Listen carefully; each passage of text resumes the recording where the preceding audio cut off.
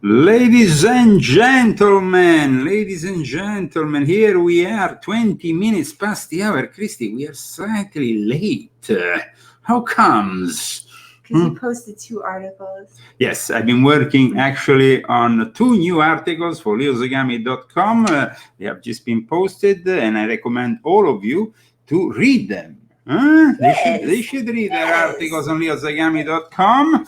Okay, welcome to the Leo Zagami Show. Hello, everyone. Hi, Sean and Wayne. And I can't see anything. Okay, we have a few viewers, especially on YouTube. We also are broadcasting on Facebook. Please subscribe to all our YouTube channels, because we just had a problem yesterday with our main channel, because if you mention George Soros, you can really risk to be blocked for hate speech. I mean, hate speech. Just talking about George Soros at Davos. I'm sure we said something. No. So that's it. Please go and check the emergency channels listed here in the description of this video, and subscribe to all of them, so then you're never gonna miss an episode of the Leo Zagami Show with Leo and Christy and Rambo. Live from Palm Springs, California, your host, Leo Zagami. And Christy Zagami.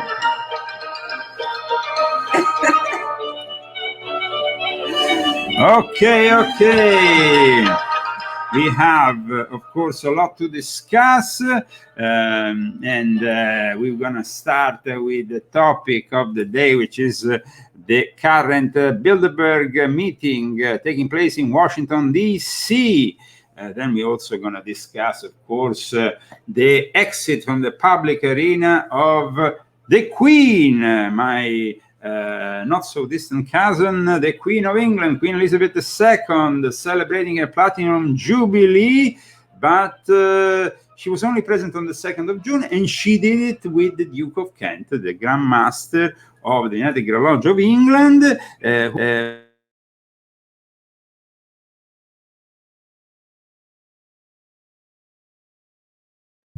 You move this, and the connection with the audio was lost for a moment.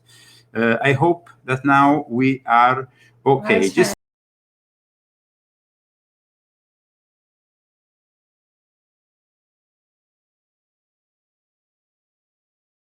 So we are supposedly broadcasting, and we have the audio working. Please don't touch anything on here, because otherwise we're gonna risk. The browser was for some reason the mic was si sente? Now sound is good. Okay, that's perfect.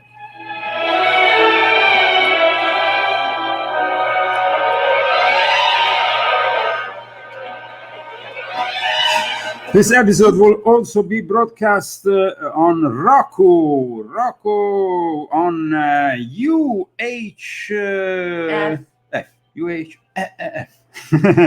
ultra high frequency television, which is basically available from the 1st of June on Roku. Yes, please. Because I saw that on my Facebook, he had posted UHF.net. Oh, well, there is also... Is there a website? Yes, there is a website. Okay. So maybe if people don't have Roku, they can go on the website. Huh. Yes. Actually, that's a good thing to point out, Christy. Very well done. Let's see if I can find it here. UHF...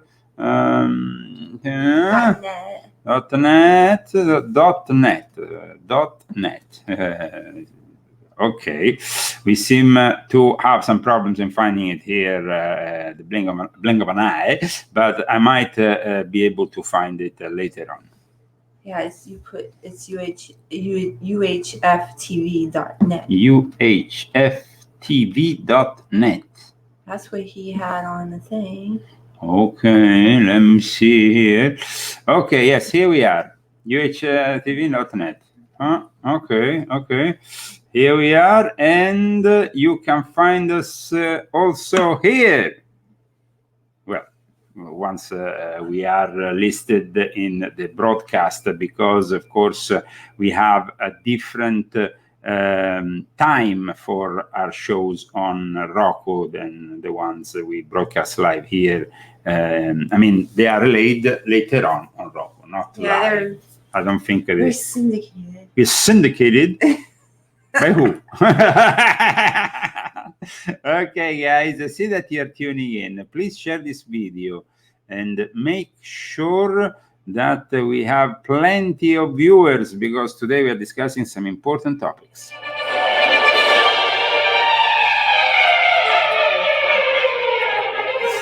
Now, for those who don't know, we don't really have a sponsor, but we sponsor our broadcast thanks to our books. Christie's books, for example, volume 1 and 2 of Your Confessions of an Illuminati Princess. Then we have all my books, volume 4, volume 6.66, volume 5, but especially the latest one, which is also available on hardback. I don't see it around here, only the flexible copy. That's okay.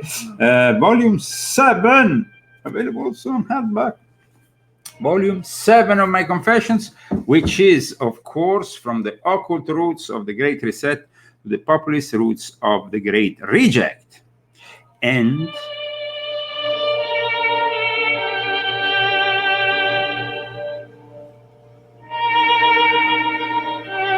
what? Okay. It's so dramatic. Because I have to go on leozagami.com so I can read my latest article. Actually, you know what I do usually?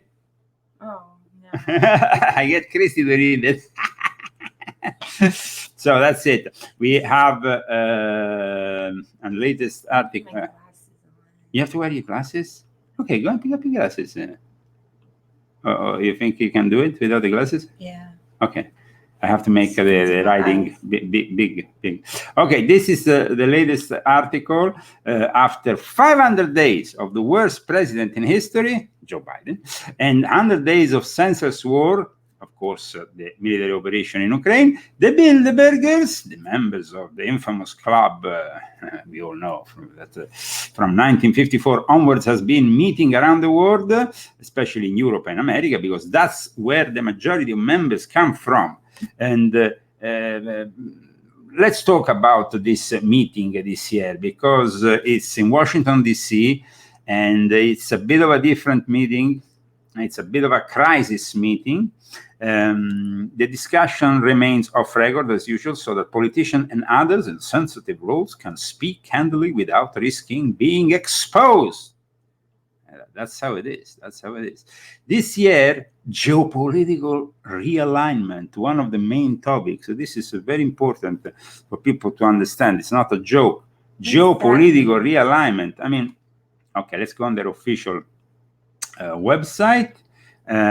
What does it mean? It means basically that the old geopolitical equilibriums are completely off. They are being rediscussed. There is, like I said in volume 7 of my Confessions, a very important role that the Bilderberg had and has in this great reset. And they are, of course, discussing the fact that no longer we are in front of an American-centric New World Order, but we are in front of something different. And that's why NATO challenges is also another important topic this year. China. Then we have Indo-Pacific realignment. This is also another very important thing. Indo-Pacific realignment. Why is that important? Because things in the East, in the Pacific region, are really about to change. Similar thing to what happened with the invasion of Ukraine might soon happen with the invasion of Taiwan, and that will definitely realign everything. And of course, in this contest, the Sino-US tech competition between the US and China on matters that regard the technology. Then we have Russia, Of course, it's an important topic this year, so what can you do? Continuity of government and economy. Continuity of government and economy, because at the moment, with this kind of growing inflation, the governments are increasingly getting worried about continuing in this turmoil, because they're going to all be booted out probably, and I don't blame them. Then we have, and here, these are, like I said, the main topics discussed at the 68th Bilderberg meeting taking place in Washington, D.C. Until tomorrow, until Sunday, the 5th of June. Basically, the other important topics is the disruption of the global financial system, which is not the destruction, but still is the disruption. So disruption. Yeah, which means it's something is going to be disrupted. How you will disrupt? Yeah, it's been disrupted. Yes, how you will describe the difference between disrupted and distracted? Destructed? Yes. Ruined is destructed. Disrupted is just like interfered. Yeah. In a way. It's like something is disrupting it, which is Joe Biden. Well, not only. We have, of course, a great reset here in America, but that's a different matter. Disinformation. For the first time, the Bilderberg Club, actually, it seems like it's not really the first time they also hinted on disinformation. I think in 2018, when they were discussing things in their meeting in Turin in Italy. But then we have energy security and sustainability. Of course, I mean, when it comes to disinformation, we know exactly what they want to do. They want to close down people like us. They regard people like us as a danger. They have been trying to push the idea that the Bilderberg Club has no role in any of the world affairs. They're simply playing around or just acting as a common think tank. We know that that's not really the case. Energy security and sustainability. Then we have also post-pandemic health. Post. That is at least a good news, because we have the post. Yeah. At least we have. Then we have the fragmentation of democratic societies. Now, this is a little bit more worrying, because it means that the democratic societies are really more and more in chaos and fragmented. Trade, and for the first time, we see also the use of this new term, deglobalization. We used to always see the term globalization, now is deglobalization, because after the beginning of the war, the beginning of the sanctions towards Russia, we have started to see the end of the globalization phenomenon. And that's why the 14th topic on list is Ukraine.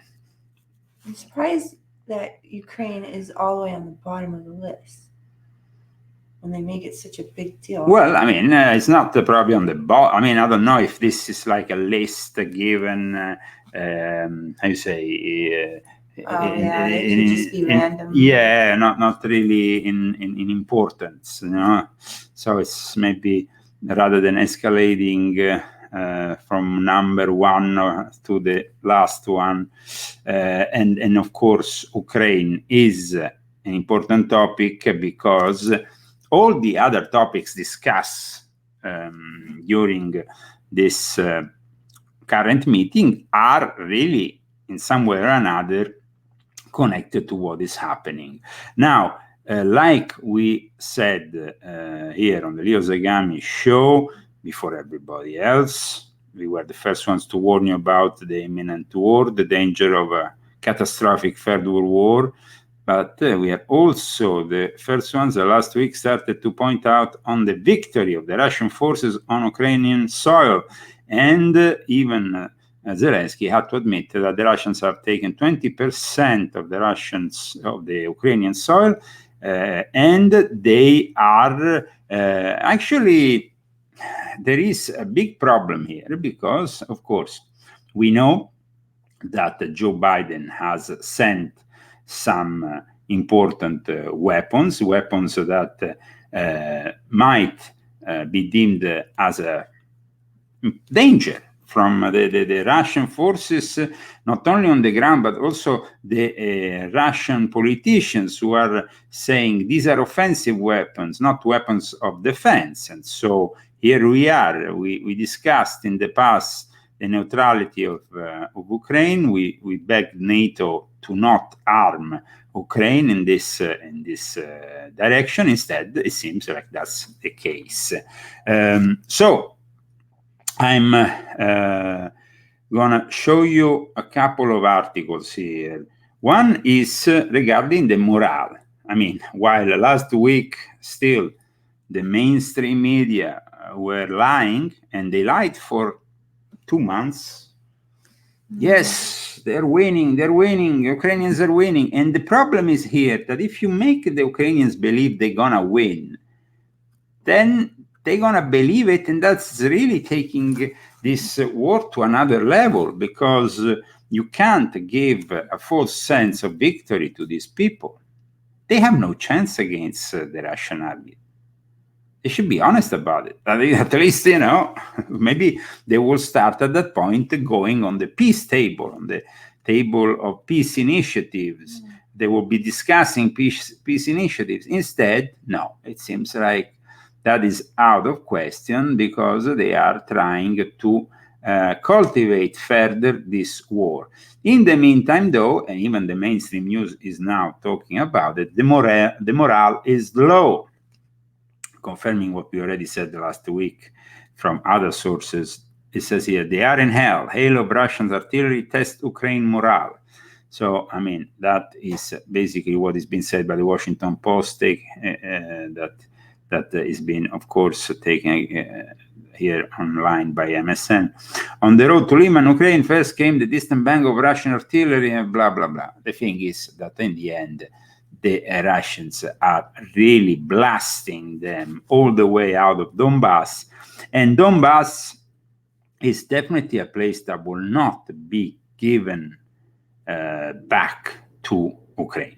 So the problem is that this is unsolvable. It's an unsolvable war. So how does it end usually when you have two conflicting nations that don't agree on any kind of peace talks, because they don't agree on the fact that one has taken part of their territory? Where usually these kind of things end up only with the war confrontation getting more aggressive, and sooner or later one or the other winning on the ground, and at that point forcing the other part to agree to something.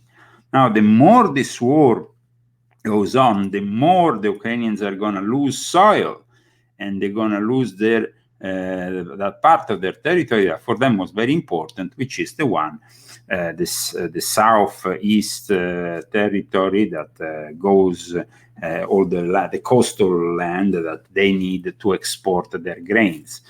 And at this point, it seems, though, that some kind of diplomatic mission has managed to at least arrange for the Russians to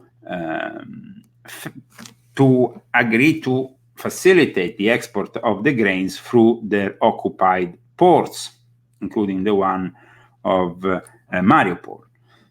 So what's going to happen next? Well, it's basically the occupation of the whole coast. Means that from now on, Ukraine and, of course, its allies will have to agree with Russia, and they will have to find some kind of agreement if they want to export their grains through sea, through these ports. However, it seems like NATO and Jens Stoltenberg, who I never really liked, he was Prime Minister of Norway when I got arrested for espionage in that country. The guy is a complete fool and a jerk, but now everybody knows it, and he's just a warmonger and wants to continue this never-ending war in a way, just by tiring the adversary, which is, of course, a very difficult and dangerous path.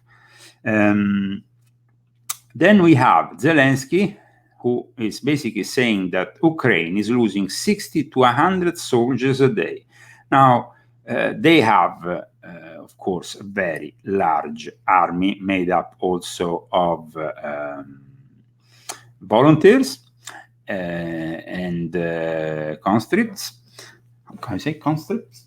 Yes. And Zelensky, though, is saying that he's losing 60 to 100 soldiers a day. How long before this kind of loss will push Zelensky to eventually favor some kind of peace initiative, going even against what he said up until now? I mean, he is not agreeing with giving Crimea, he's not even agreeing with giving anything, even Donbass, same thing. It would definitely be very difficult, the situation here, because in the meantime, the Donbass region, which is prevalently a Russian-speaking region, is starting to integrate with Russia. They are given, up until now, they were Ukrainian citizens. Now they are given also Russian citizenship, Russian passport, though the European Union says they will not recognize such passports.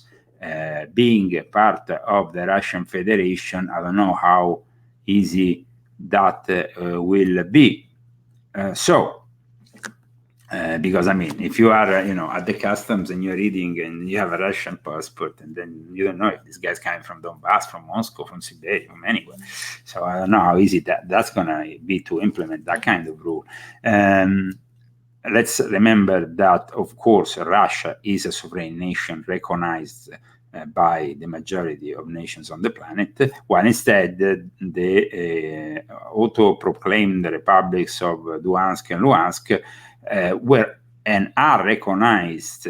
First, they were recognized only by Ossetia and by these renegades, independent Philo-Russian republics, but now they are recognized fully since the very early stages of the war. Actually, just prior to starting the military operation, that was really the key moment in which we understood that Vladimir Putin was really annexing, in a way, wanted to annex those territories. Why? Because for years, the Russians in those territories were treated like garbage. They were, of course, forced into renouncing to, at times, even their own language by the Ukrainian occupants. Or, let's say this, in the early stages of of modern Ukraine, just after the fall of the Soviet Union, they all agreed that they could both talk Russian in Ukraine, and everything was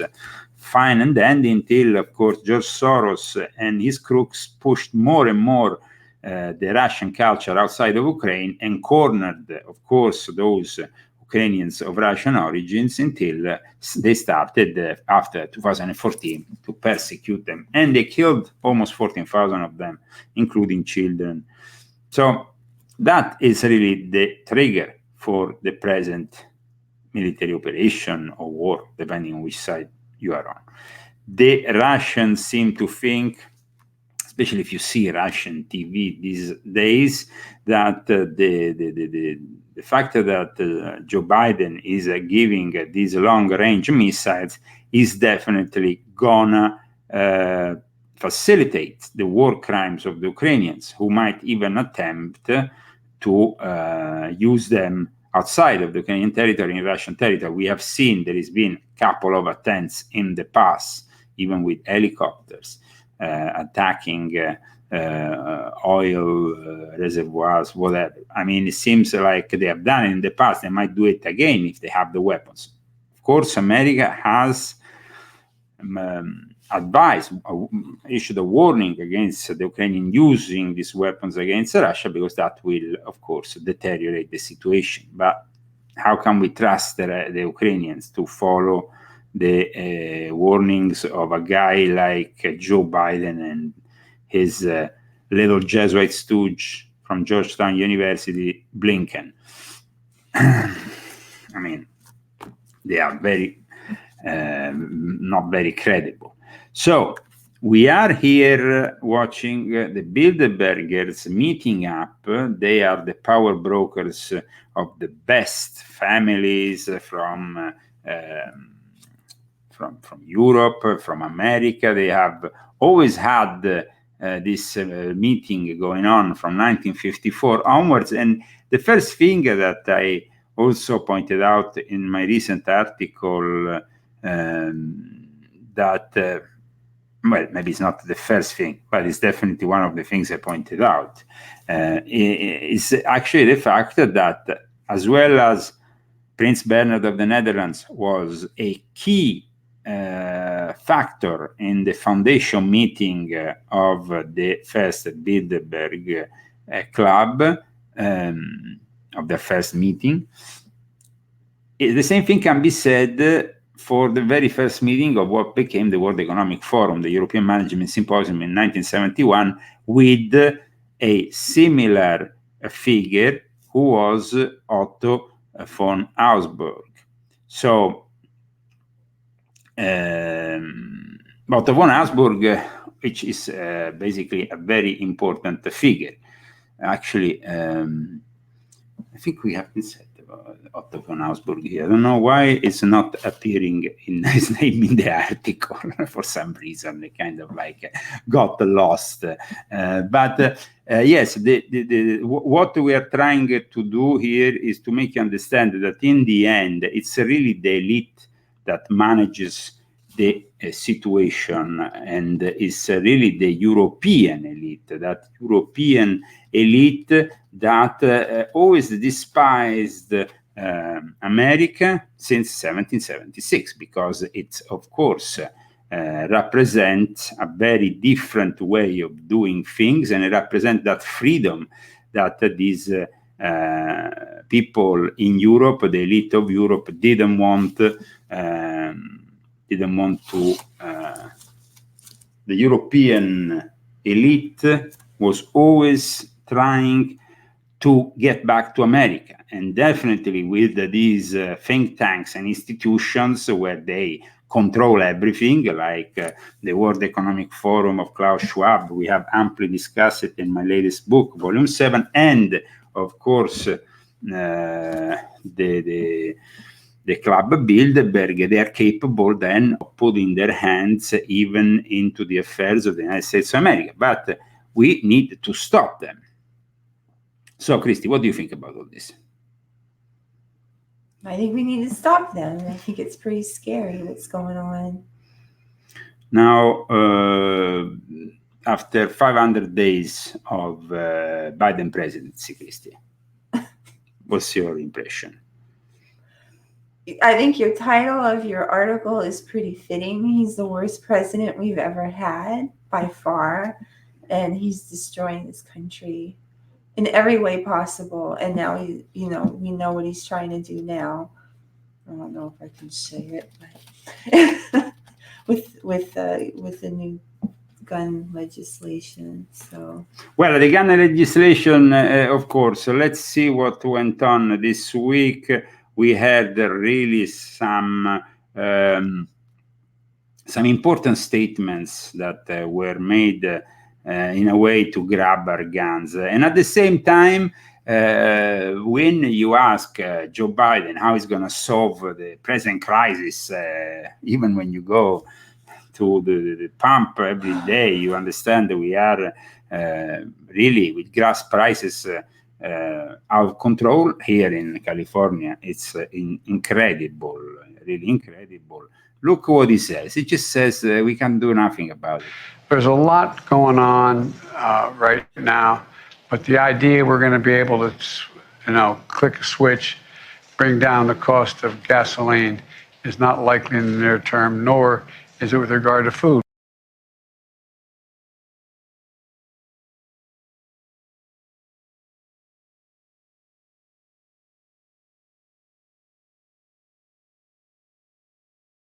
We got stuck with Joe. No,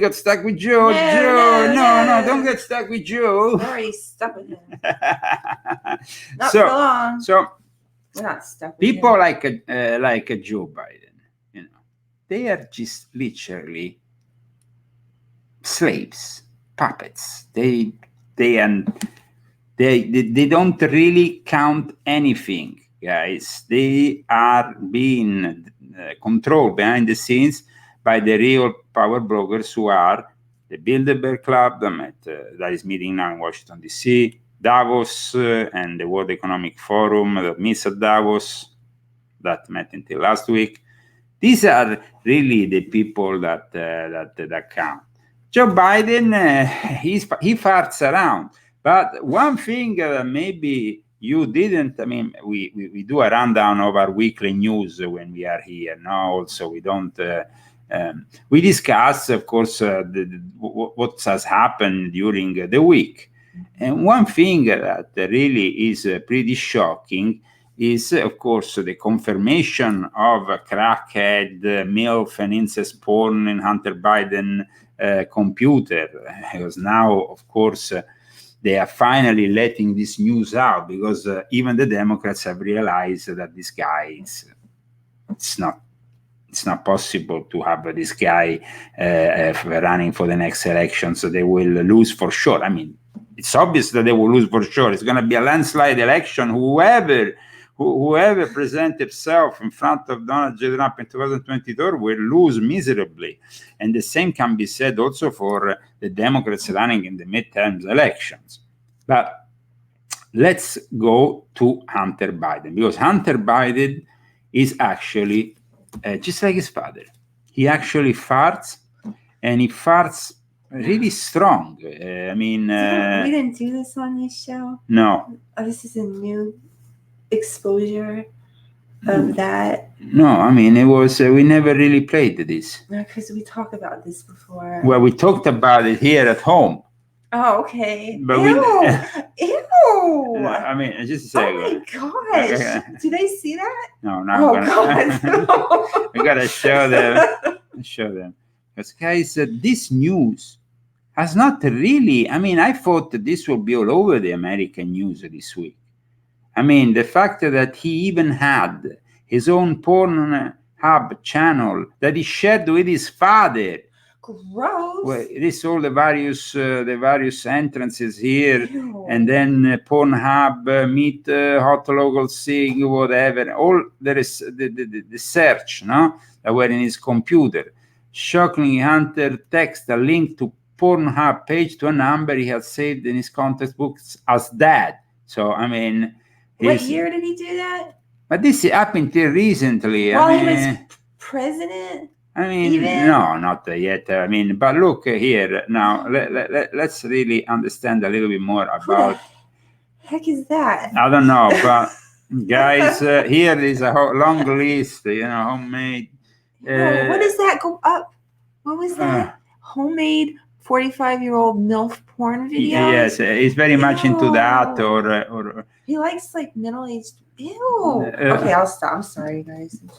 Just stop with it. This is, of course, the two bodies that, and then we have. Look at this. Okay, apart from, of course, here is kind of enjoying a threesome, but I don't understand the dog. Poor dog, kind of there. Yeah, with a white dog also perched on the bed in the background. Then you have, this is him. Oh my God. And this is the face when he's about to break the biggest fart in the history of farts. Now, guys, get ready, because this is gross, but it's also part of the news. So watch, listen, especially listen. Not so much watch. Ready, Just like his father.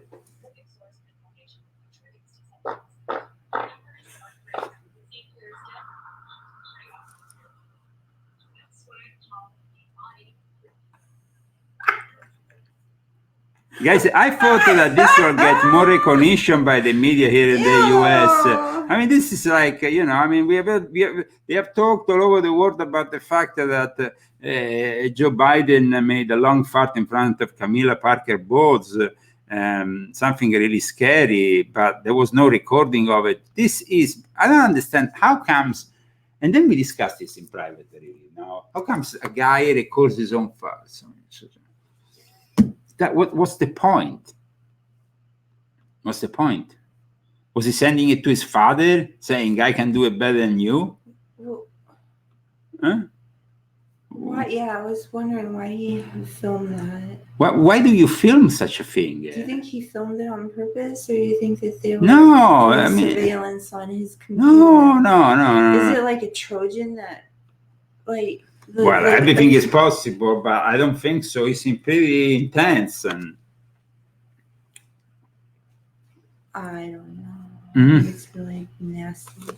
it's And disgusting, and I can't believe we're talking about this. well, I mean, it's the president of the United States of America, and this is his son. I mean, there is definitely warning graphic content in this show today, because, I mean, more graphic than Milk, this. crack, and cocaine porn? Yes. What?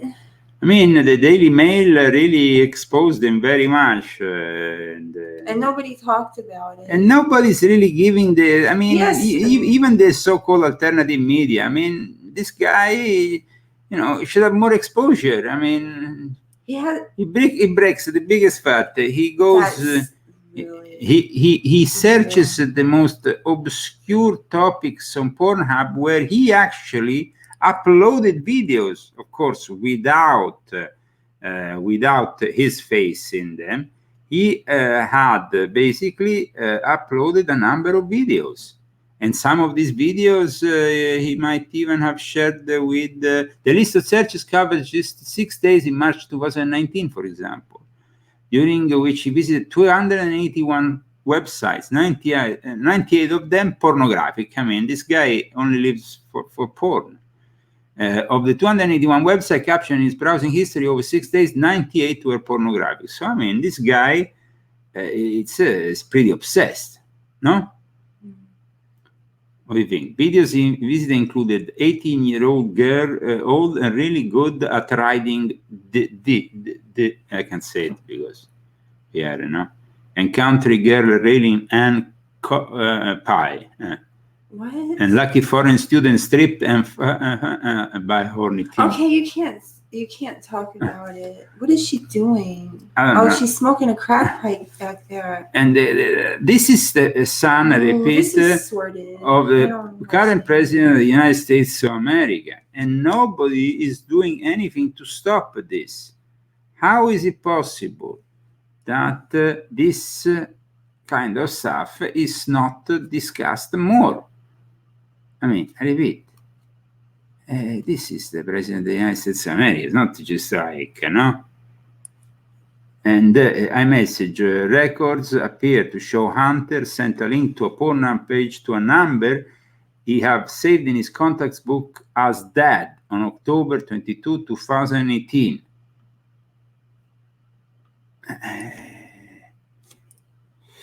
Well, shocking, disgusting, and libtarded. But whatever. They don't seem to really have a clue on how to save America. They definitely, though, have a clue on how to have some wild parties in the most debauchery and perverted ways. When you ask, though, to the Biden Energy Secretary about the problems we are encountering at the moment, she's going to only talk about rubbish. Rambles on about clean energy. We're going to do this. We're going to get to this clean energy economy. One hydroelectric project, one solar panel, one wind turbine, one geothermal project, one advanced nuclear reactor, one electric vehicle, one battery at a time. And that is all part of the silver buckshot to get to that 100% clean future. The clean future includes Hunter Biden also. Come on, guys. How can you be so insane? I mean, this is like supporting all this. I mean, I don't care about the fact you're a Democrat, a Republican. Politics is a joke anyway. But I mean, this is the kind of behavior that we can't condone. I mean, the fact that they are pushing America on the verge of famine, bankruptcy, and you're going to see what's happening in the next few months. Hopefully we're going to survive this hurricane, because it's a hurricane, guys. What is happening to American economy is highly dangerous.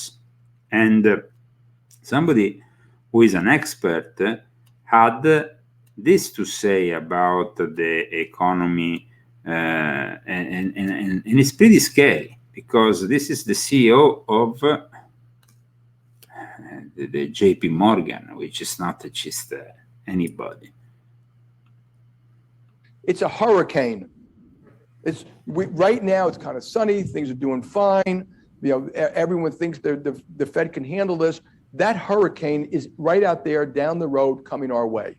We just don't know if it's a minor one or Superstorm Sandy or Sandy or Andrew or something like that. And it's you better brace yourself. You better brace yourself. Yellen, of course, was saying she was wrong. Now they're saying that we need to brace ourselves. What's going to happen next is definitely the kind of scenario which I've also depicted in this book, in which I listed as also the number one problem, possible problem for our societal collapse, the possibility of a civil war. Now, there is another interesting article based on a poll that was conducted amongst Americans, and it's quite shocking. More than half of Republicans say U.S. seems headed towards another civil war in the near future.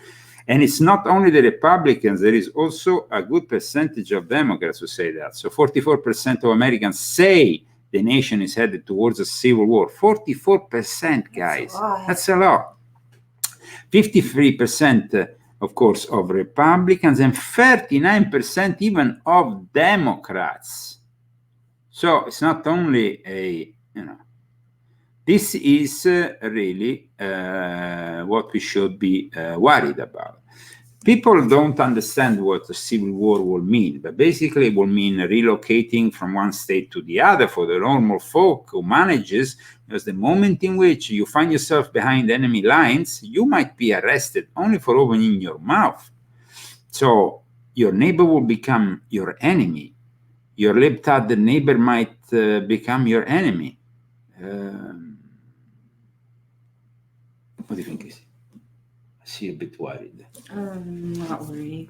You're not worried? You're not worried about this thing? No. Why? What do you think was going to happen? I mean, here we have part of America that wants to destroy itself. Part of America wants to save the American dream. I know that somehow that it's going to work out because God's in charge, and I really believe that. That somehow we don't know there has how been important wars in history, even in the history of the United States of America. But even if there's a war, it's going to work out in the end for what God wants, and that's the most important thing, is what God wants. Mm-hmm. So if God wants America to go on, it will go on. Well, I believe in America. I believe we are going to go on, and I believe that the patriots are going to stand up. But if the patriots stand up, and I believe it mostly because you say it. Because your book says it. Yeah. So well, of course, but I also said that in this book, the first cause of a possible problem in the near future will be a civil war, amongst other. I listed a series of things in my book. If you want, I can give you my chart of the possible. But some of them are already manifesting. Here, let me go on this book, which is available also on hard copy, by the way. Should be the hard copy. The list that the first top in my chart, let's say, number one, civil war. This is what I wrote here. So, civil war, famine, drought, terrorism, earthquakes. Now, earthquakes, at least here in California, we live here. And of course, a possible World War III. Civil war, so it's really the chances of civil war breaking in the near future, for me, are actually superior to the ones of a drought. But unfortunately, now they say that California is entering an unprecedented drought, an unprecedented situation in which they will have to actually ration our water. This is, of course, not done in the desert, because here we're going to simply, everything is going to die if they do it, but it's already been done in LA and in other counties, San Bernardino, and in other counties. They're going to start rationing the water. You will not be able to irrigate your garden more than once a week in these zones. I mean, and they get, even LA or the San Bernardino, it's hot. So what are you going to do? Not going to be able to have a garden anymore. It's going to all become a desert. Everybody's going to make like their grass fake. Fake grass. Probably. That's sad, though. Yeah. Now, Kamala Harris burst out laughing about all this, about California drought, because she's just, this is what America deserves when you vote for a bunch of jackasses. I remember watching in the Oakland Hills, Northern California, the landscape turning from green to brown. And everyone, from my mother, our teachers, the radio DJs, KDIA, Lucky 13, saying how important it was to conserve water.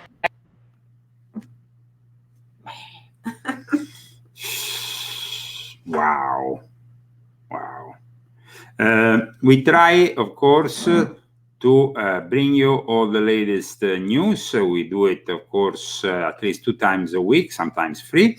You can support us by purchasing our books, or also by giving us a donation. Unfortunately, we are no longer on PayPal. They have removed us from that platform. We got blocked 6 times, censored 6 times, and we had to give up on PayPal. But we have other means for getting your support. Fundly is one of the most used by our viewers.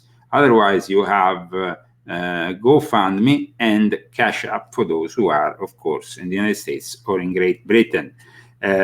Please, even if you don't want to support us with great sums of money, think about giving also a weekly donation of a few dollars. That will definitely incentivize and then push us to do more shows, because unfortunately, as you know, time is money.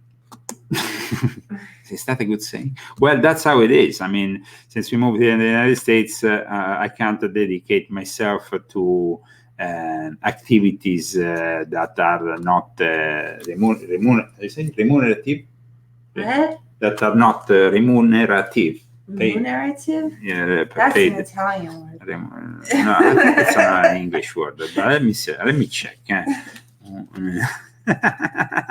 Maybe. Productive? Well, that are, this is remunerative, financially rewarding, lucrative. Oh, remunerative. You always teach me these new words. You see? Well, you see, you can learn some English words from me. I expand my vocabulary. You can learn some words. You come up with obscure words. Well, I don't know. It's a word in English. Bruce said it too. So. Rewarding. But in any case, yes, we always ask for your support. Unfortunately, not many do that, but the ones who do, they know who they are, and they are, of course, always in our prayers and thoughts, because they are the people who really permit this show. In the meantime, we are working on my new book, which is the translation and readaptation and updating of no book I published in Italian. It should be published before the end of the summer here in the United States of America and worldwide. That's volume 8.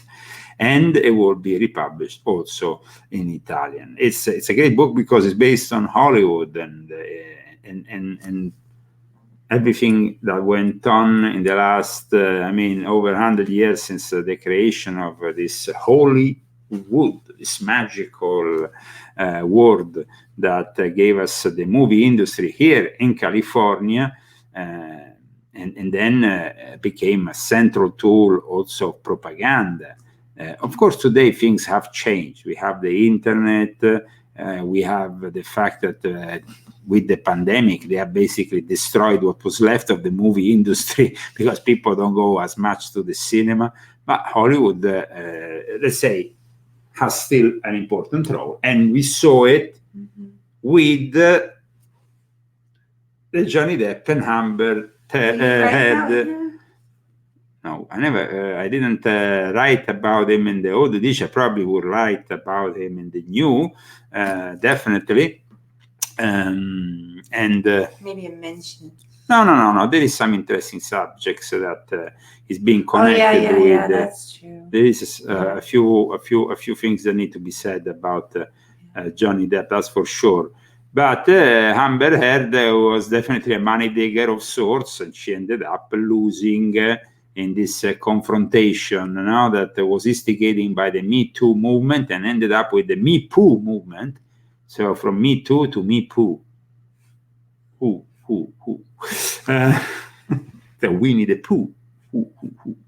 Okay. So they are celebrating in the meantime the Jubilee there in front of the Buckingham Palace.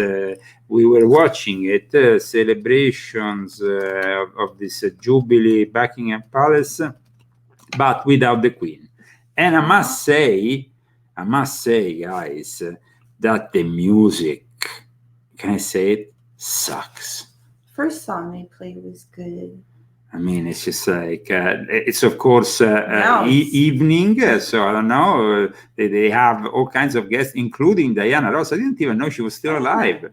Cool. I bet she still looks good. and here they are. These are the images from Reuters, live, Buckingham Palace. Let's see what they're playing.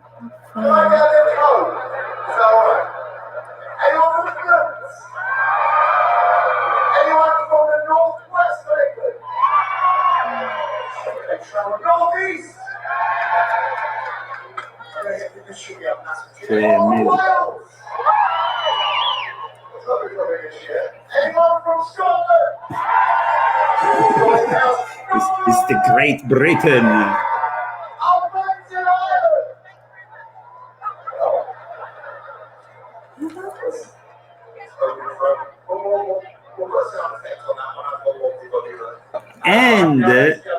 And even Johnny Depp went to England the last few days. He was not even there for the sentencing of the court case. He left and he enjoyed. He went to the most obscure. I mean, he went to Newcastle, and I heard there was a lot of partying around going. I actually saw there was some kind of parties going on in Newcastle this weekend.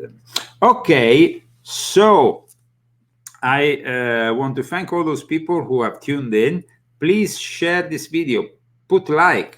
Yeah, it's always good to put like. You might not be able to donate, purchase a book, but you can at least put like.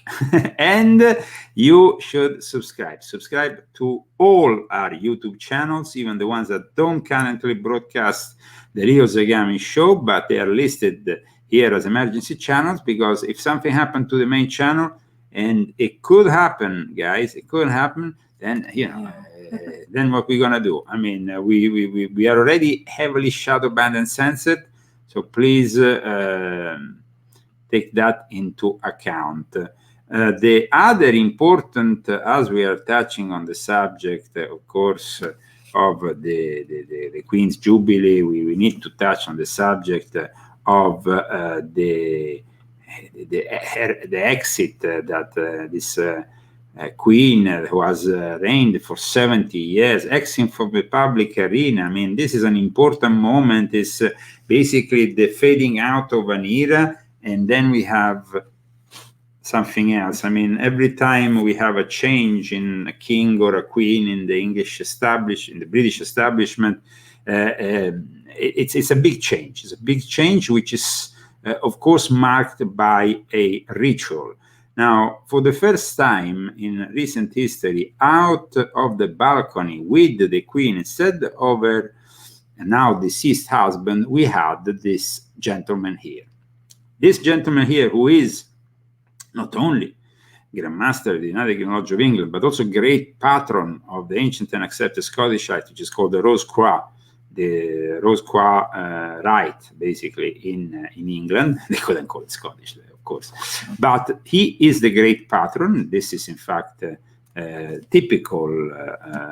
When you have 33rd degree, this is you have this sash, then you have this hat, and of course, I wanted it, and here is him on what will probably be the last appearance of the monarch in the public arena as queen. I mean, she might still be alive in 1, 2, 3. We wish her a long life, though I must say, after she took that hideous vaccine, her husband died and she is not really anymore in good health.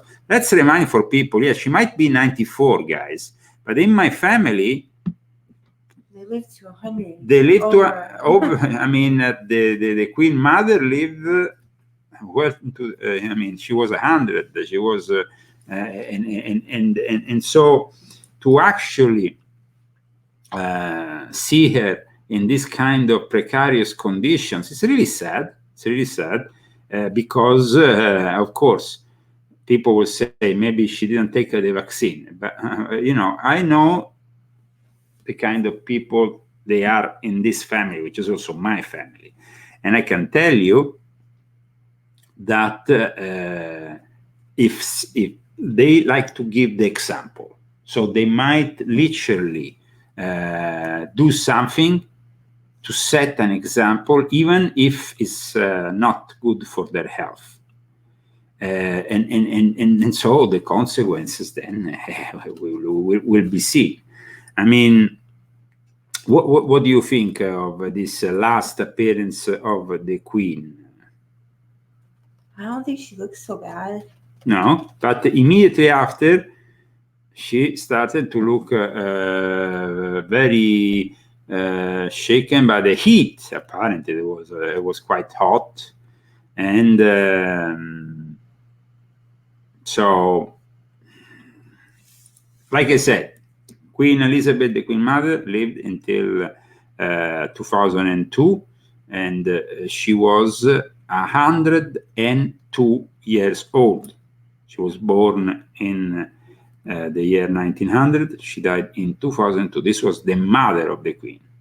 And it's, of course, the wife of George VI. And I'm sorry to say that, unfortunately, this Queen, if she really did this hideous thing of injecting this experimental serum, she might have maybe put in jeopardy her life. Let's see what happens. In any case, going back to the event itself,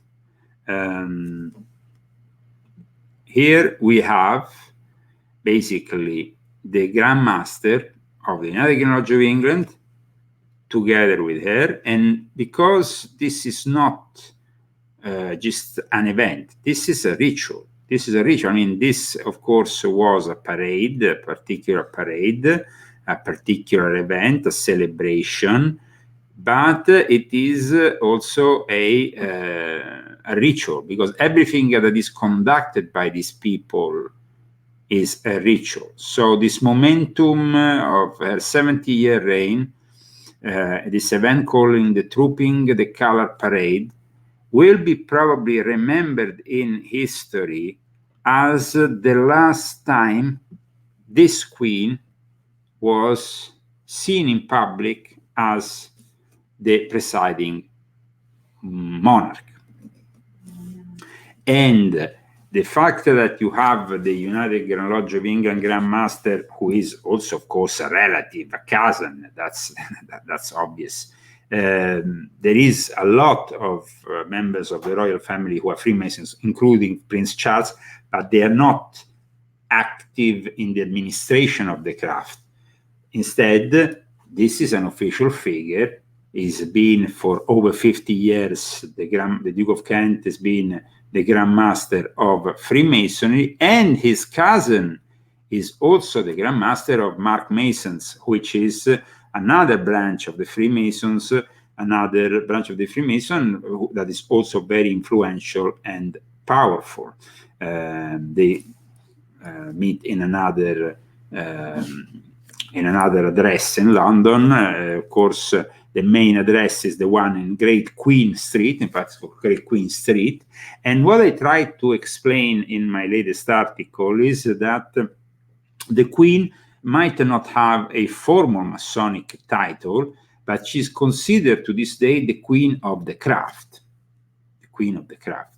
She's considered the Queen of the Craft, and that means basically that when you get initiated, like I was in the United Lodge of England back in 2003, there is a toast that is given. This toast has very old origins, I explain in my article. It's an inherited ritual observed in the early 1700s and probably before. And there is a loyal toast given to the Queen and the Craft. The significance of this toast is that loyalty to the sovereign is an essential principle of Freemasonry that depends on its Masonic regularity, of course, from the United Grand Lodge of England. So here we are in front of a very important moment of the history of the monarchy. And of course, as she's the Queen of the Craft, she's also, in a way, toasted by the Grand Master of Freemasonry, which is the United Lodge of England. The Freemasonry is the one that gives the regularity to all the other Masonic obediences that are considered regular, because then you have also continental progressive Freemasonry, which is instead connected to the Grand Orient of France, which has taken a different path. But regular Freemasonry is really in the hands of the Grand Master of the United Lodge of England, because if they take away your regularity, your whole obedience falls apart, just like it happened in Italy with the Grand Orient of Italy because of the P2 scandal, for example. So it was only in the exterior, simple coming out in the balcony and, saying, waving to the... But in reality, it has a much more profound meaning. In the Constitution of the United Lodge of England, it says, kings and princes in every age have disposed to encourage the craftsmen on account of their peacefulness and loyalty. So loyalty to the sovereign has been and still is an essential principle of Freemasonry, at least in the United Kingdom. Of course, here it's in the United States, seemingly we don't have the same thing. But when we go and see behind the scenes what's happening, and we study the rituals, we study the rites, then we know that there is a lot more monarchy hidden in Freemasonry that you will expect. And I discussed, though, also the theme of monarchy in my latest book, Volume 7, because it's a very important theme, because here we are a republic on which we stand, but with, of course, a expiry date, which is the return of Jesus Christ, of the arrival of the Messiah, which basically will sign the end of the republic, because the moment in which a monarch comes in, there is an immediate end to the republic. So it's quite incredible this, that you are basically standing in front of a great institution that we defend, but we also know that this institution will crumble in front of our eyes, in front of the rise of the only monarch of all monarchs, which is basically Jesus, descendant of the house of David, which, by the way, the Queen and the British monarchy claim they are in some way connected to. And one of the connections goes back to the Lion family, which is, by the way, also a family in Scotland, a very important family connected to the castle of Glamis. So, Christy, what do you think of all this? I think if we're going to fall, that's the only way we're going to fall. It's when Jesus comes back. So that's the only way our republic is going to fall. And we don't mind. We really don't mind. So the whole, today, rejoice. Today we can ask our viewers when we will open, of course, of course, the phone lines. We should ask them also what they think of the monarchy. Of course, we know very well what we think here in the United States of the monarchy from 1776, but also what you think of the future monarch, which will, of course, have a very harsh role in the end times, because remember, this is the ultimate fight between good and evil. So what do you think of that? I think that's really interesting. Yeah? Okay. Well, so now that we have gone through all that, I guess that we are soon to open the phone lines. All that rubbish about RH blood, guys, is complete rubbish. Don't follow the hype.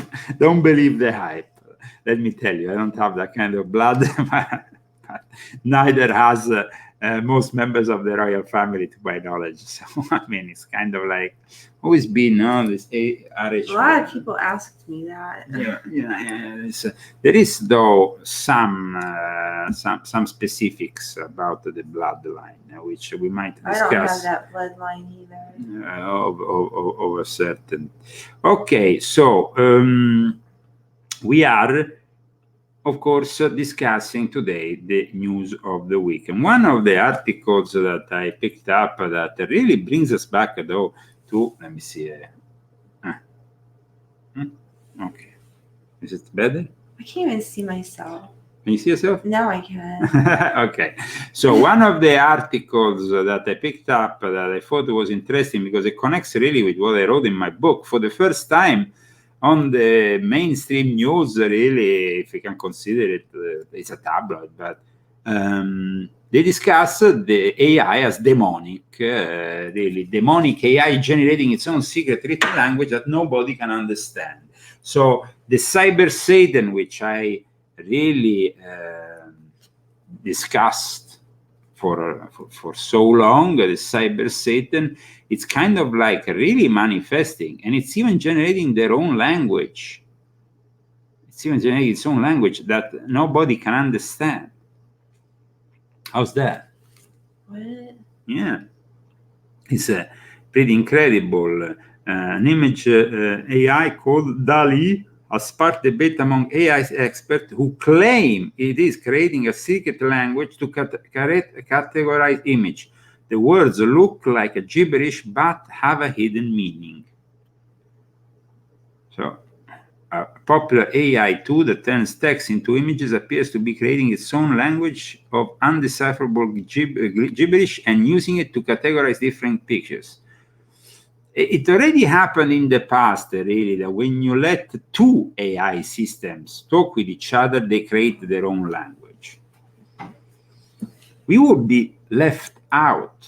That's not good. Of what the AI is planning for us if that happens. It's kind of incredible, and it's definitely something that we should be thinking more about, the fact that we can maybe end up with some problems once these machines talk with each other and leave us out, and maybe plan our demise in secret.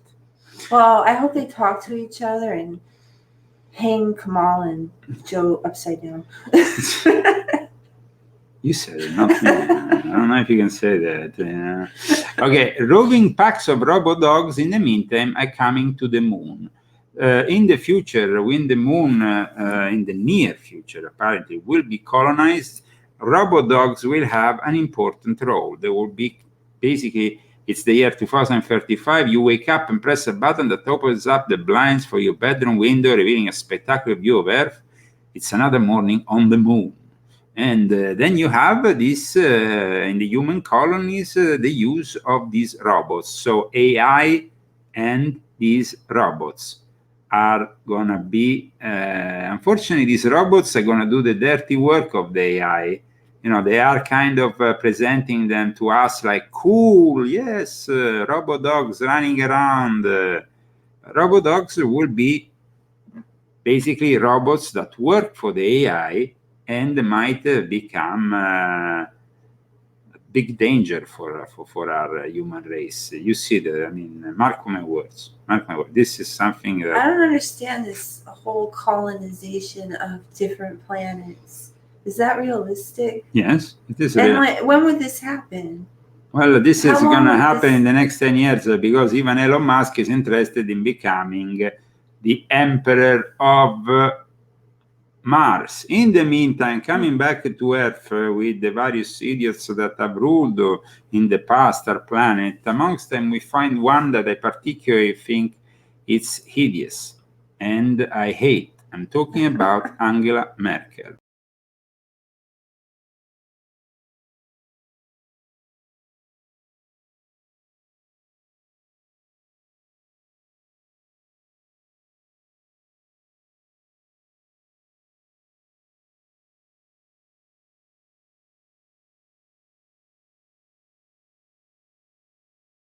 Yes, you seen Rambo? He is, it's not a robot dog. It's not a robot dog.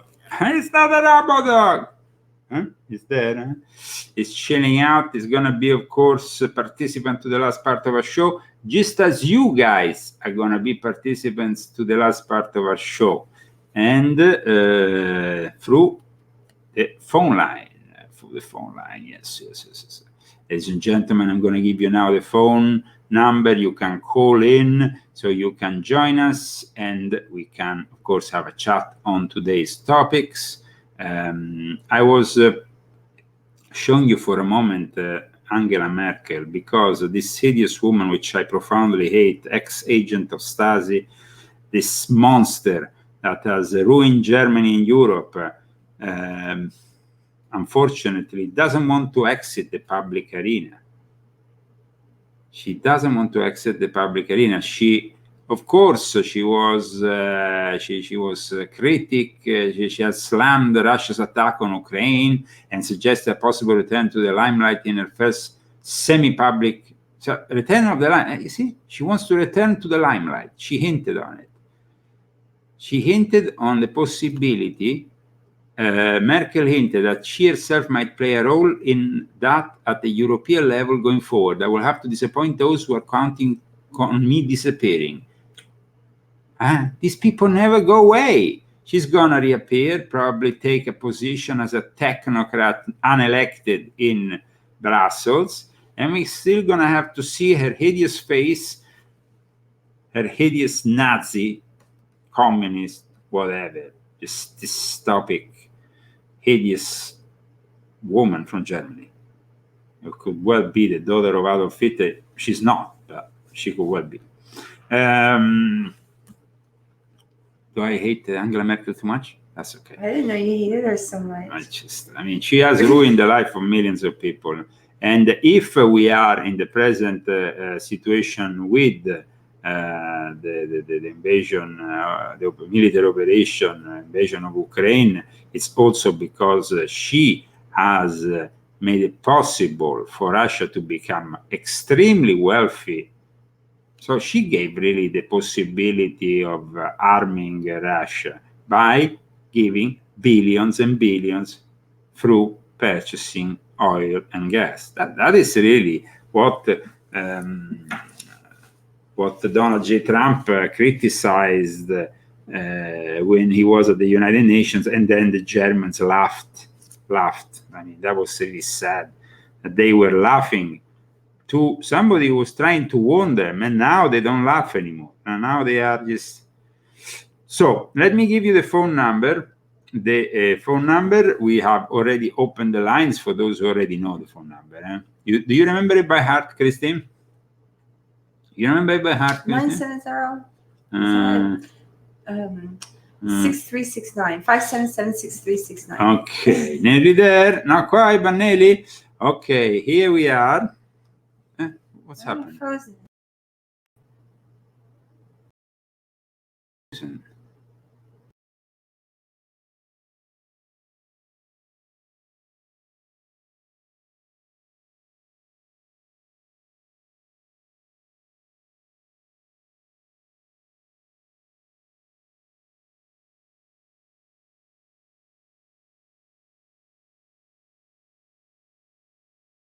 They froze us.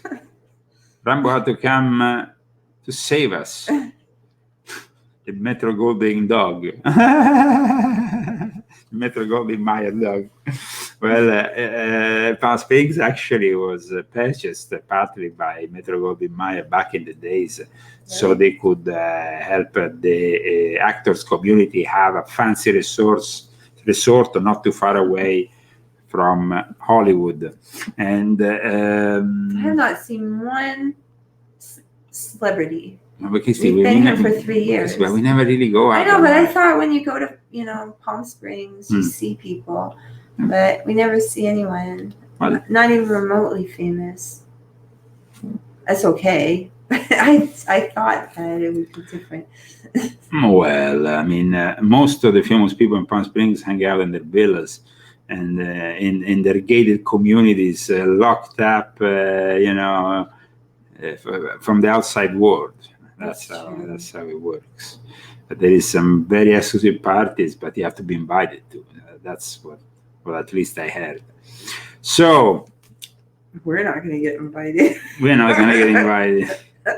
+1 970 577 6369. Let me put it back in a way that is okay. Meantime, let me answer. Welcome to the Leo Zagami show. Who am I talking with? And where are you calling from? Leo, this is Sean from Riverside, California. Hi, Sean. Welcome, Sean from Riverside, not too far from where we are. So, what do you think about the topics we discussed today? Great topics, my brother. And with Confessions of an Illuminati, Volume 7, you're teaching me a lot, about these Sabbateans. For your audience, do you want to connect them to where their fingers are in the Bilderberg group or out any of those particular members, so we don't spoil the book for them, but we kind of give them a nugget of what's coming up? Well, yeah, I will not spoil it for them, though. I would say that if you want to know even more about the Sabbateans, you can also go on Volume 4, because there is also, I don't know if you ever read Volume 4, but I have also went even there in depth in this topic. But definitely you are pointing on an important role that they have with really their connection to the aristocracy and royalties of Europe. They have established themselves in a pivotal position of the economic community, the banking system. That's why they are extremely influential. Now, I think that is really what the Sabbatean Frankists are best at. But having said that, you have, for example, today and tomorrow, because tomorrow they finish the Bilderberg meeting, but for the last couple of days, we have a known Sabbatean Frankist involved in it, which is Harry Kissinger, for example.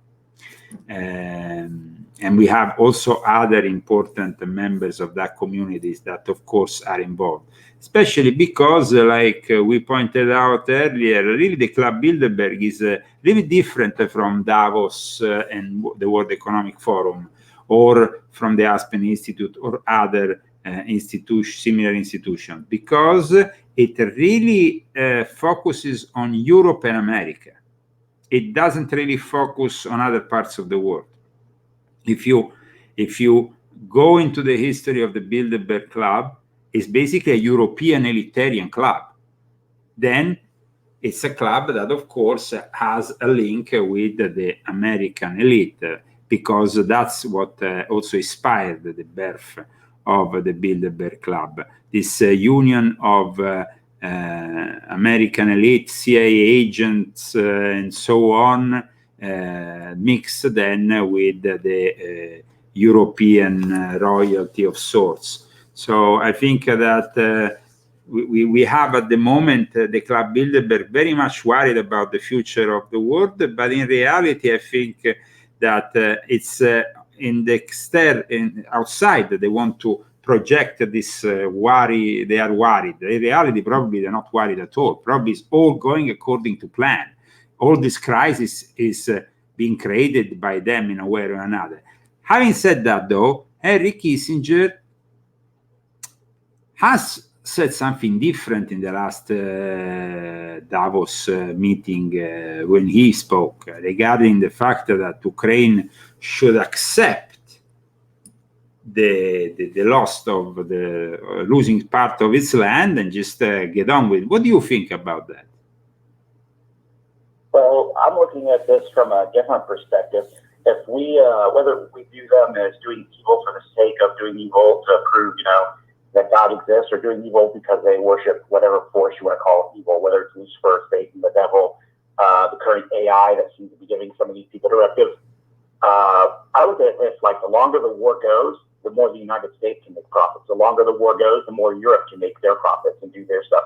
So for them, they're looking at it in terms of greed, but in terms also of human sacrifice, that they can put people over there in the meat grinder.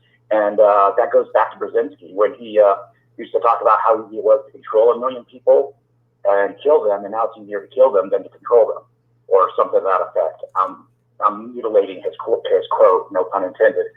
But they look at this as like a way to get rid of the underclass, to keep sending the people off to war whenever the economy is failing or there's an issue at home, such as a senile president. Why not send people off to war? So the next thing I'm looking at is the possible cyber false flags, as our mutual hero Alex sometimes talks about. There's, a high chance of another false flag, and there's stuff that came up with Uvalde. I don't know if you caught this, Leo, but the kid's dad came out of work, and this smelled like a complete false flag, a complete attempt to make Texas more purple. They had the father of the kid come out from the woodwork, who no one can seem to find high or low up, and his first interviews with the Daily Beast. And that, as we know, had Chelsea Clinton on the board of directors, and everything about Uvalde smelled like a Clinton-era false flag. So how they're going to do a cybernetic false flag, I'm going to guess it would be to something in infrastructure, or maybe wildfire or something of that sort. Okay. Like the PG&E, which is Rothschild's brand. Let's go through the members that are participating this year. We have Henry Kissinger, but we also have Burla, which is basically CEO of Pfizer. So we have Burla, who of course is interested in vaccinating the whole planet, but also in microchipping the whole planet, because he was the one, let's not forget, that came out saying, we can give, it's incredible. Now we can make the meat an edible microchip, So, I mean, and then we have, though, a strange presence this year in the Bilderberg meeting, which I didn't expect. Senator Kristen Sinema, which basically has always acted as a very ambiguous figure, because she's a Democrat, she's from Arizona, but she has also voted with the Republicans on some issues, refused to vote with the Democrats on others. What do you think of the presence of Sinema at the Bilderberg meeting? This might be her chance to prove her worth, or give her some marching orders and see what she does. Arizona has traditionally been a conservative-leaning state, despite rhinos like McCain in its history. Most of the salt of the earth people in Arizona are just hard-working folks who want to be left alone. And if we recall, what was her name, Gabby Gifford, a while back, unfortunately she got shot, and the left tried to make a big thing out of that. And even today, her husband is a big opponent of the Second Amendment. So this could be them, saying, "Hey, Sinema, we're going to tell you what to do. Here's your marching orders. Go pull it off," because everyone saw through what happened in Texas real quick. That's why there's so many contradicting stories coming out right now. And if they couldn't, get Texas to go the way they want, I don't think they're going to get Arizona to go the way they want, as long as the people stay motivated, pass the word, and network. Even with, this corporate censorship that happens to you, Leo, you're still out here plugging away and you haven't given up. And that's how we're going to defeat these globalists, is just in the contest of wills. Are we going to, let the United States fall? Or are we going to make the United States turn back to its roots and to its Judeo-Christian values and go to a new era of glory? That's it. So, Definitely. And another couple of figures that also were there was former CIA head David Petraeus and CIA Director William J. Burns. Now, the presence of the CIA, but also the presence of former Google CEO Eric Schmidt. So we definitely have intelligence operatives of the highest level, and the CEO, former CEO of Google.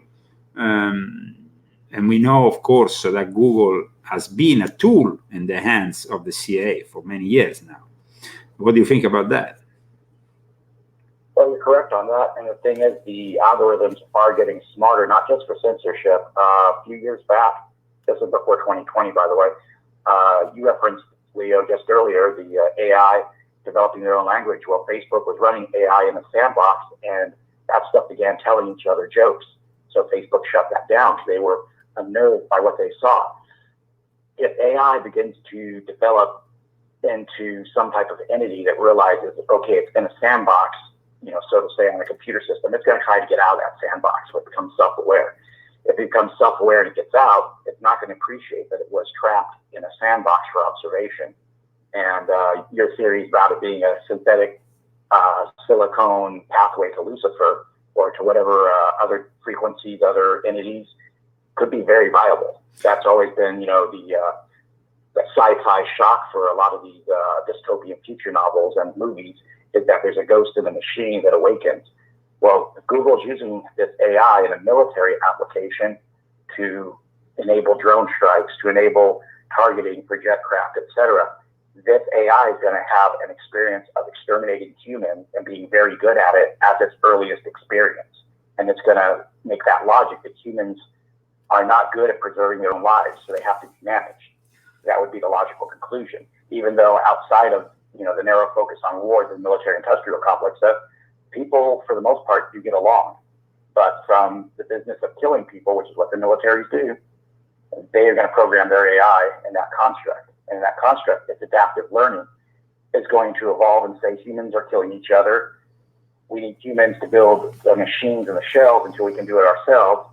So we need these humans to be managed, very much like what you see in the Matrix, but with a little bit more of a working class. Regarding this, regarding the rush to of course, robotics and AI control of society, one of the topics in this of discussion in this meeting is the Sino-US tech competition. Why do you think there is even a discussion on such a topic? Is it a fake topic? Is it like a real topic of discussion? Why there is the Sino-US tech competition issue this year at the Bilderberg?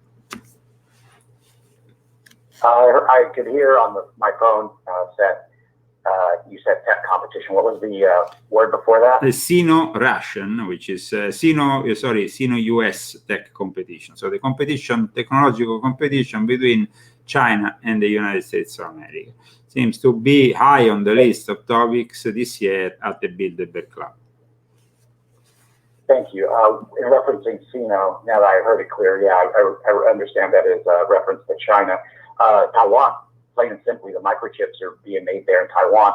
Unless Texas Instruments out of Texas goes from their old analog chips to making digital chips, we have to keep Taiwan in our sphere of influence to have the edge on the cutting technology of microprocessors and the like. If China seizes that, they'll have that lead. So we have to be ready for whatever that pushback is. And I've discussed this on the War Room and also on American Journal, that Ukraine was to weaken us up as well in the West. So our focus is over there instead of on Taiwan. And I'm thinking Biden, being the tool of the Chinese, he's proven himself to be, he's going to roll over and let them take Taiwan, or he'll send our best and brightest to invade Taiwan to liberate it, while that leaves the homeland vulnerable to kinetic activity from local domestic terrorists, local assets like BLM and Antifa, and of course law enforcement. That if you look at the graduating classes of law enforcement, a lot of these folks don't look like they are nationalized Americans. They look like they've been brought in from the third world. Now that I've been, looking over some of these graduating class photos, and that's, rough to say.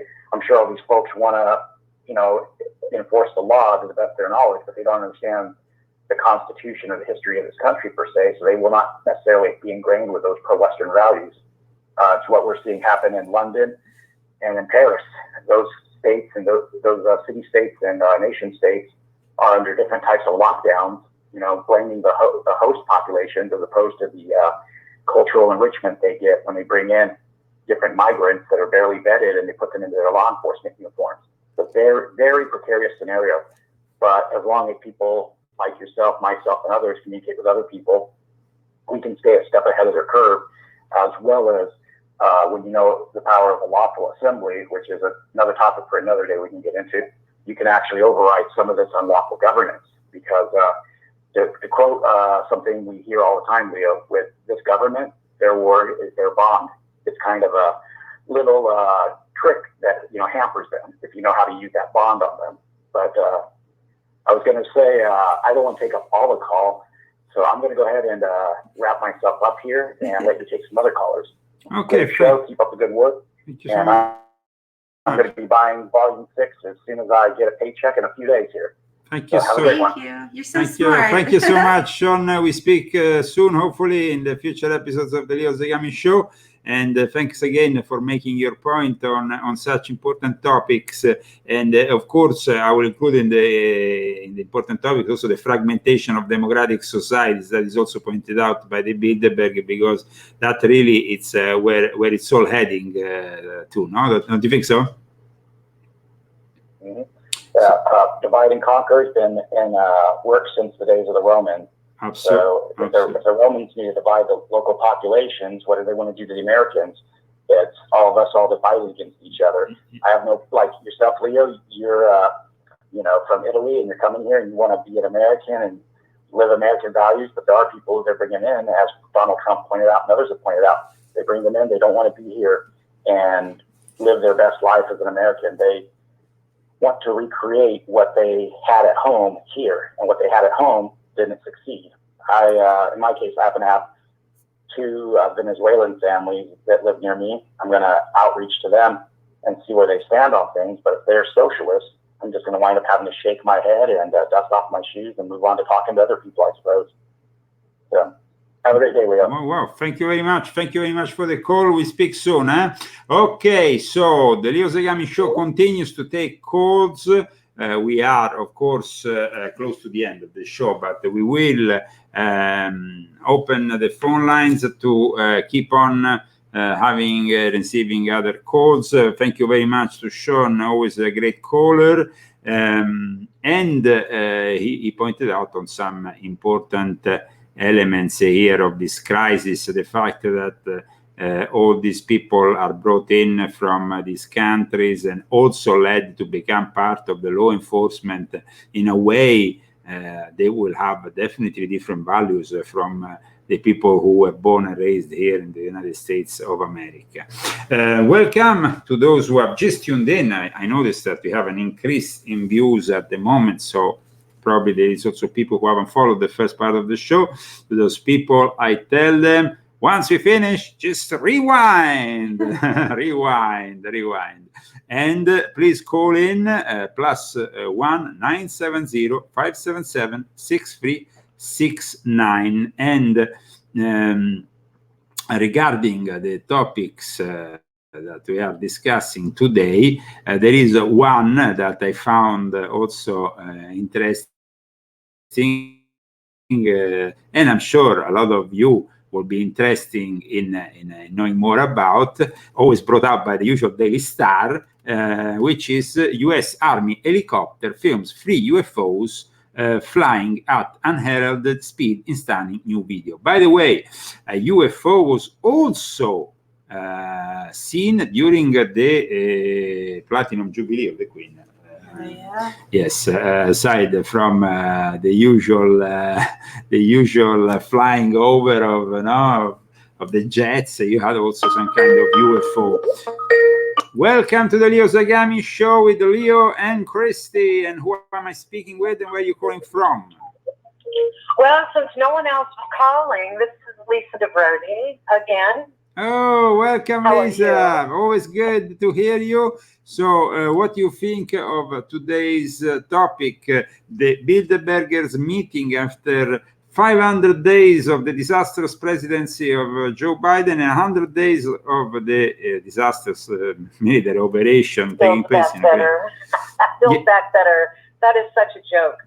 Well, what do I think about the Bilderbergs? I think they are probably as evil could be.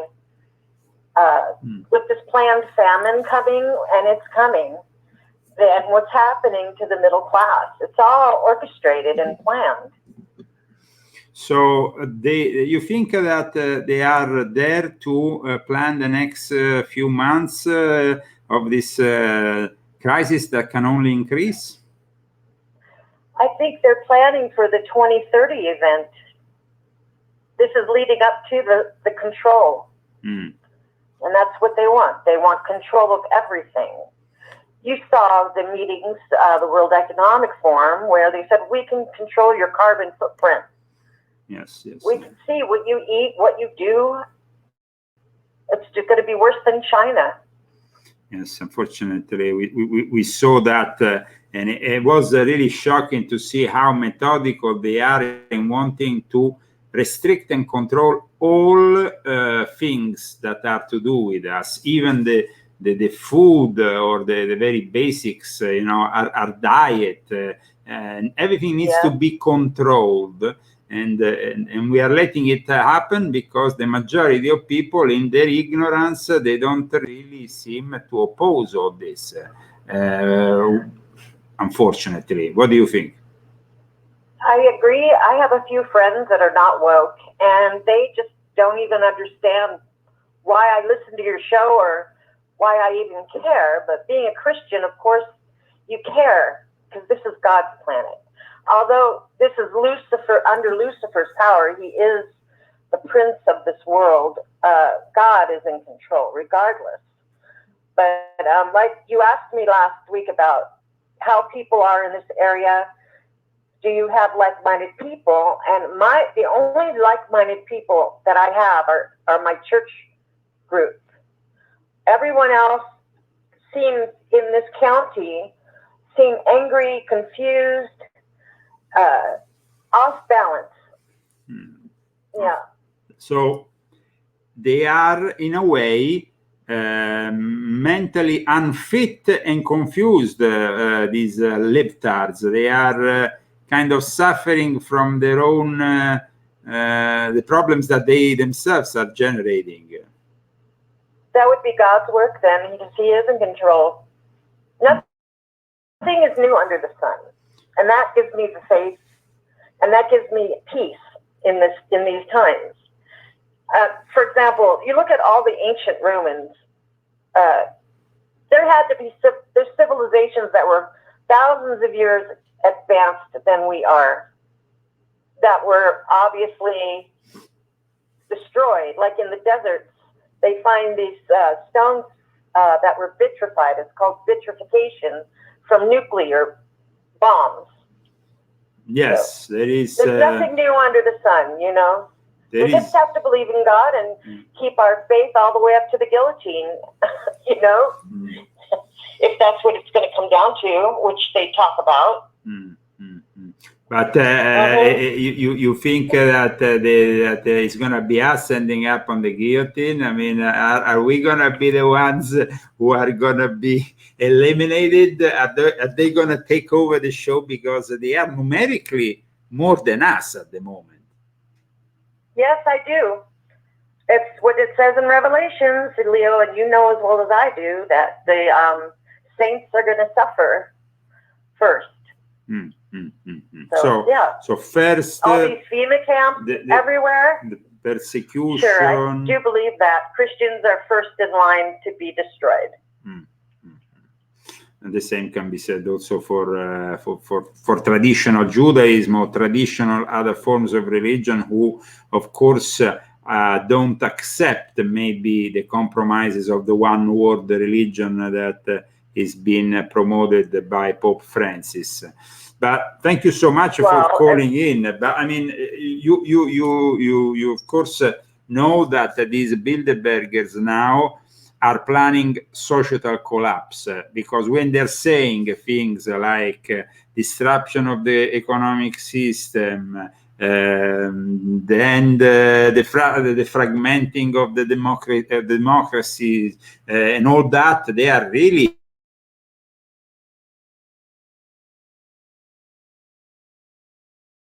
envisioning. In your new book, I just ordered it. And I ordered Christie's second book. I want to see how much more we have in common. That's Anyways, great. I love your show, and thank you for listening to me. We are all like-minded. Thank you very much, Lisa, for calling today. Please call also in the future. I'm glad that we have viewers like you. And of course, we have reached the end of the show. Here we go. Rambo, where are you? Where are you? Without Rambo, we can't really close the show. He's really a staple of our Leo Zagami show diet. Not that we end up eating him. He's not. He's a hot dog in the sense that he's hot, but it's not a hot comestible. He's a sweet hot dog. Come here, hotty doggy. So what do you think? Rambo. He's enjoying it. Bye, everyone. Have a nice afternoon. Okay. Wherever you are. Wherever you are in the world. Or evening if you're in Europe. Enjoy the weekend, and please tune in next week for the Leo Zagami show. You can also find us on Roku at the high frequency TV. Ultra high frequency TV on Roku. You can download it. It's on the list of channels that you have on Roku, and then you can also see all the past episodes of the Leo Zagami show that are gradually being uploaded there. All the best. Take care, guys. Bye. We love you too. Bye, Katie. I see a little bit the connection here is kind of like, I hope it's okay. Are we connected? Yeah, no, we are connected. It's just like the bandwidth probably is a little bit. Rambo, what are we doing? What are you doing? Can I go take it? Okay, that's good. He loves to be taken out. Take care, guys. Okay. God bless you. Okay. Okay, Rambo. And from Palm Springs, California, that was the Leo Zagami Show!